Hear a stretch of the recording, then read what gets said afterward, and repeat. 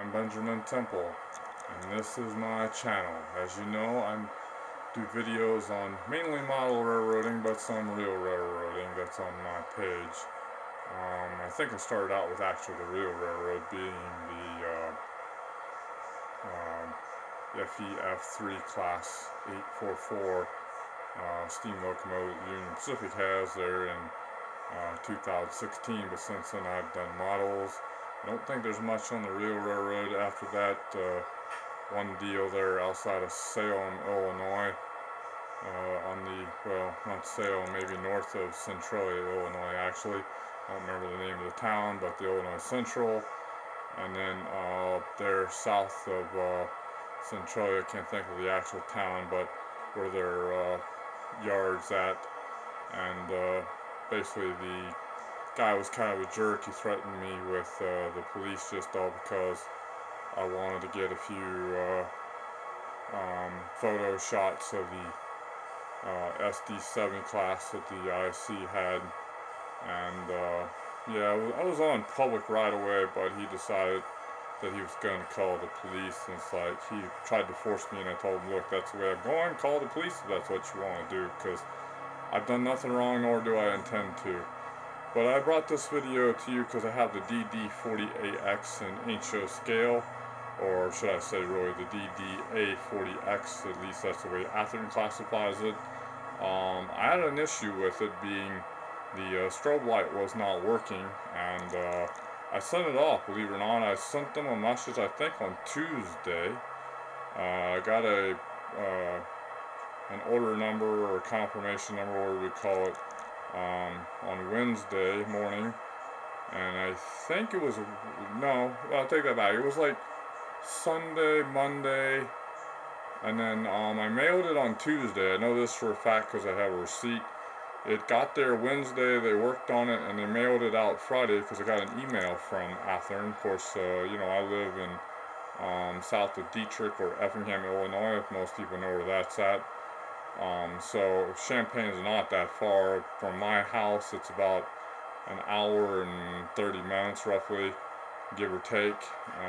Might take a little longer than that, but anyhow, it was real nice. You know, I had that back Saturday. Of course, I was out on the road, and I didn't get back until Sunday, but here we go. It's on the track and idling already. As you can see, maybe, hopefully, you can see it kind of flashing there once in a while. So I have a question for my viewers, that if you're experts on railroad. So see where the number board is, the 6911. Off to the right of that is a light, and on the other board off to the left is a light. Now, I think those are referred to as classification lights, which it seems by Athearn they didn't make these change colors. Now I know lots about the Centennial because I have a book, but really my knowledge is very small and realistic. So I'm questioning here to my viewers, did I get that correct? Are those classification lights, and are those the correct color, or did they also change? Now, as far as I know, the Centennial locomotives did not pull passenger trains, at least I've not seen them. Yes, I know somebody out there is going to say, well, you're wrong, because the 6936, which is in the Union Pacific Heritage fleet, pulled the excursion train. Okay, yes, I know that, but I was talking about in general when they were in service, you know, back in 1969 when they first come out, the reason they're called the Centennials, and then second set that was built in 1971, I think. Or at least that's what the Athearn manual used to say on them. Of course, I have the book. I can give you more explicit dates and details on that, but pretty cool engine. It is one of my favorite diesels because of the horsepower. Originally, the first two, due to an injector, was actually more than 6,600 horsepower. It was a 7,000 horsepower, but they changed the fuel injection. I say injector, but I meant fuel injection, and that's why it was rated at 6,600 horsepower. Tractive effort 136,000 pounds. Well, initially to start, No, don't ask me what speed. I couldn't tell you what the book says, but even though, yes, I've seen it and studied it, but it's been a long time since I've looked at it. So I just thought the reason I say, passenger, so if I hit here on F23, you'll say all aboard.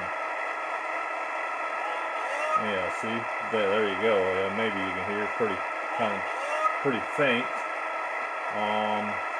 The auxiliary lighting, as it calls it, classification lights are turned on by F24 to 25.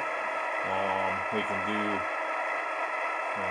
oops, sorry, I forgot that I pushed my button.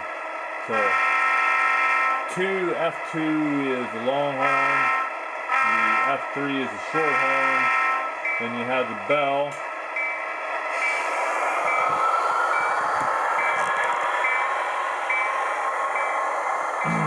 If I remember right, this engine is like 98 feet and 5 inches in length. I think that's the over coupler length, but I could be wrong. Like I say, it's been a little while since I studied that book. I know, I said it was my favorite locomotive, and I don't seem to have. I should have probably did a little review before coming and doing this video. If I remember right, the wheels have a 40-inch diameter on them, and this locomotive technically has 2 engines underneath the hood. Don't ask me what that item number or engine number. I know it's the 645 cubic inch motor that powers the 2, or that's underneath the cab. As I say, underneath the hood, however you want to put it. But my particular favorite engine, just because of the horsepower and sheer size, and I guess, as a kid, I think I state this in some book or some of my videos. So when I was about 7 years old at my grade school was a book. This book started out with steam and kind of the history. It was a kid's book, so it doesn't get real detailed, nor does it get real technical on details, but there's a picture of the steam engine, how it works. It quickly jumps into the big boy. There's it's a drawing, which turns out it's a real photo in life of 4019, that road number with I believe the engineer waving at you and somebody maybe standing out on the tracks. I forget that scene, but and then if you flip on through the pages, it goes into the super turbines, which is the GTEL 8500s. Road number 30, I think, is in the photo that it's showing, and then jumps to the Centennial units, being 6922 is their particular locomotive. No, I do not have that one inch scale. I did at one time, but it was a Bachmann from 1997, I think, and I might even had it when Bachmann come out with these just before Athearn did, which was better done, but it still had the opening gap in the drive shaft that connected the 2 engines. But I like the Athearn. It's more accurate in detail from what I can see, and while I know some people, I kind of actually like that connection of the drive shaft, if I remember right, between the 2. Maybe it doesn't do that. Maybe it's just an open gap. I know some of the older engines, the Athearn had that. There's a connecting rod or drive shaft that connects, and that, I don't know, I guess probably if you disconnect, I've seen the wheels spin on the front of the rear, where if you put that in there, it kind of helps push the other one.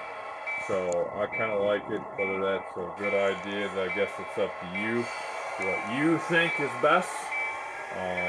But I went to the Athearn because I am a prototype model, or consider myself that, so I prefer to have something that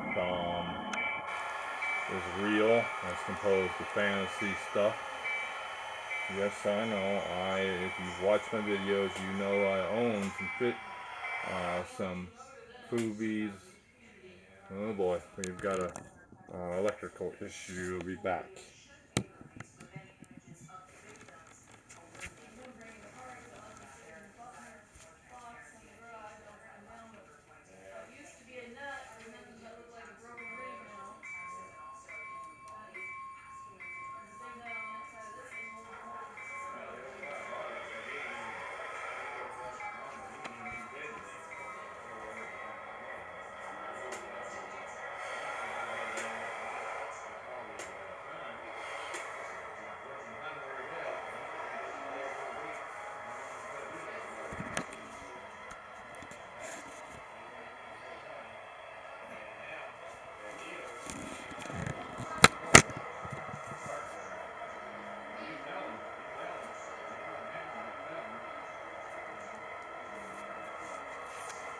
Alright, so we're gonna run this engine full throttle, although the engine's kinda out of view. You can see it lightly.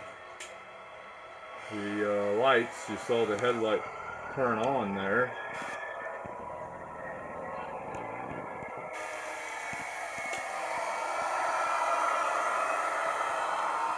Now I shut that engine down because I didn't want to run it into the wall.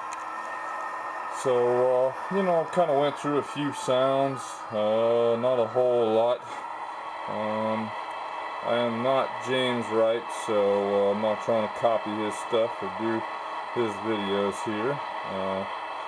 I'm just doing something for myself, and thought I'd share with my viewers a new engine that I recently got. Actually, I've had this since about April, I think. Right there at the end of April. And I just haven't had time to test run it, though. That's been the biggest issue, because I was dating this girl, and well, she was taking up a lot of my time.